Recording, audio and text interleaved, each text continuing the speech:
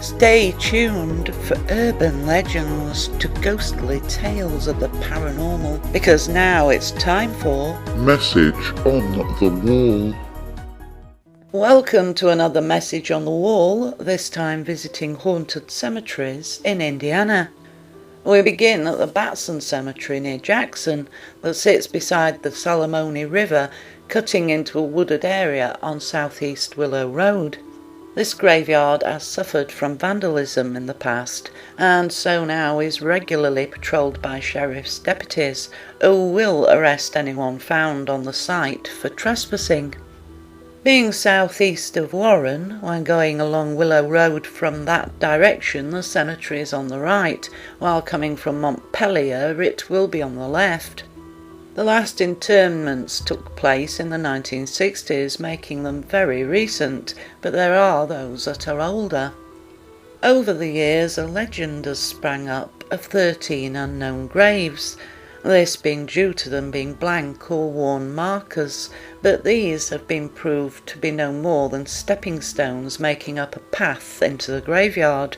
But still, visitors will count 13 going in and 12 going out, which was known as the disappearing grave, though it is only a trick of the eyes as the way one of the stones is deceptively set. However, there are claims that the place is haunted by a man in ragged clothes. He is said to have been a caretaker at a school for the blind. On certain nights, a gravestone is also said to glow. Visitors claim to hear footsteps close enough to them to rule out animals roaming the woods. And then there is the feeling of being watched. Our second haunted cemetery takes us to a well-visited grave in Fairmount, with Park Cemetery being the resting place of James Dean, who tragically died at the age of 24 on September the 30th, 1955. Although he only made 3 films, his popularity hasn't waned, with a memorial being held each year in the small town where he spent most of his childhood. His tragic end, coming in a car accident, spawned many beliefs that the Porsche he was driving was cursed. But that's another story. Park Cemetery sits just outside the town on South 150th East. The grave is a simple headstone that reads James B. Dean, 1931 to 1955, the B standing for Byron. Flowers and trinkets are always placed at his grave, and apart from many visitors paying their respects, the man who died too soon, James Dean himself, is also said to visit. There are claims that people have seen him leaning against his own gravestone, while others have had a whiff of cigarette smoke. A car revving its engine as it changes gear, along with sightings of a Porsche similar to the Spider James Dean died in, has also been seen, along with many other strange occurrences. Now we go south past Anderson and Pendleton to the Hayes Cemetery that is known better locally as Main Street Graveyard. Being in a desolate spot, nowhere near a main street, a daytime investigation may be more appropriate, with the nearest town being a 3-mile drive, while houses are scattered liberally. The roads are located by small road signs giving their number, with the cemetery being no more than a dirt track off North 675 East. The track leading up to the cemetery forks into a circle, going partly into the wooded area at the top where the gravestones are more overgrown, mostly dating to the mid-1800s. The story goes that a man hung his wife from one of the trees in the graveyard and then shot an arrow into her head, leaving the poor woman to haunt the place.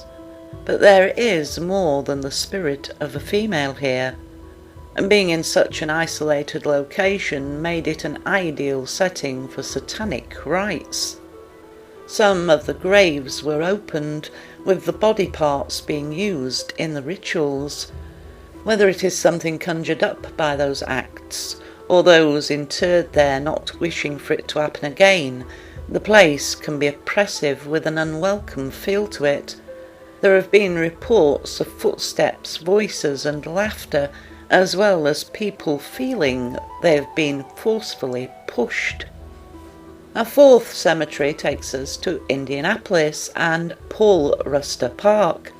Known as the Paul Ruster Park Cemetery as it lies within the park's grounds, a post in the cemetery gateway marks it as the Kitley-King Cemetery that is so small it can easily be missed. Opposite Touchstone Drive on Prospect Street, set in a small wooded area, is a stone wall with 5 stone steps leading up to a small enclosed area. Burials are known to have taken place here from 1865 to 1932, mainly being members of the Kitley family, although now there are only 2 grave markers left.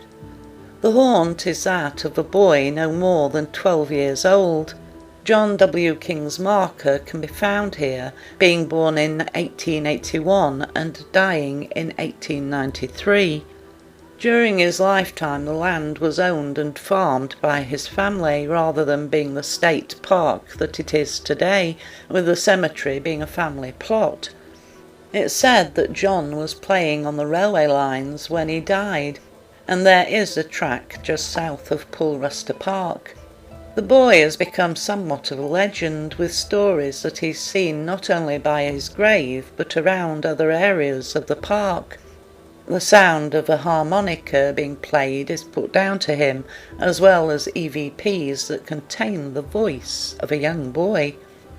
We now go southwest to Greencastle and the Boone Hutcheson Cemetery off South County Road. Set on farmland, known as the Boone Hutch Cemetery, this can be found west of Greendale in an isolated spot.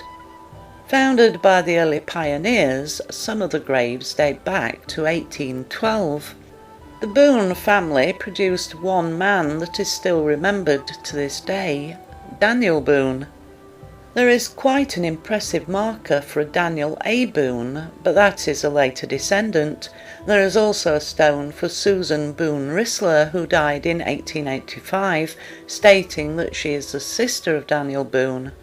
But the hauntings here are not put down to the Boones or the Hutchesons, though no one knows who it is that haunts a cave on the property where a body is said to be interred. The cave is small, with some visitors claiming to have seen someone watching them from the entrance. Another spirit is more from modern times, being that of a police officer from the 1950s, who, as though guarding the place, sits inside the gate with a blue light. And then there is something a little more sinister, a black dog with red glowing eyes. Visitors have claimed the dog has chased them to their cars before vanishing from sight.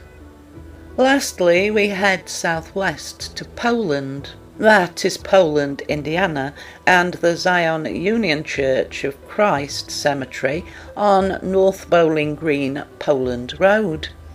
The road itself goes through the cemetery that sits in a lawn setting with a woodland backdrop. People say they have seen shadowy figures, and there are claims that a spirit runs out into the road, making vehicles stop.